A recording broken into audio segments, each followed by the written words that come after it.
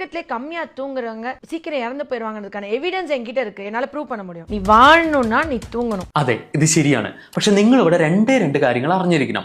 ഒന്നാമത്തെ കാര്യം, റിസർച്ചുകൾ കൃത്യമായി പറയുന്നുണ്ട്, ആരൊക്കെ 5 മണിക്കൂറിൽ താഴെ ഉറങ്ങുന്നോ അവർക്ക് ഹൈ റിസ്ക് ആണ് ആയുസ് കുറയാനും മറ്റു രോഗങ്ങൾ വരാനും.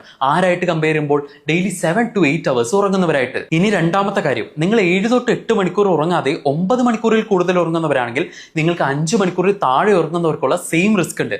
So ideal time for sleep എന്ന് പറയുന്നത് 7 to 8 hours ആണ്. എന്തുകൊണ്ടാണ് ഇതൊരു ഐഡിയൽ ടൈം എന്ന് ചോദിച്ചാൽ, നിങ്ങളൊരു ബാലൻസ്ഡ് ഡയറ്റിലാണ്, നന്നായി എക്സസൈസ് ചെയ്യുന്നുണ്ട്, ഉറങ്ങുന്നതിന് മുൻപ് മൊബൈൽ ഫോൺ നോക്കാറില്ല, മദ്യപാനം, സ്ട്രെസ് ലെവലൊക്കെ കൺട്രോളിലാണെങ്കിലാണ് നിങ്ങൾക്ക് 7 to 8 മണിക്കൂർ ഉറങ്ങാൻ സാധിക്കുക.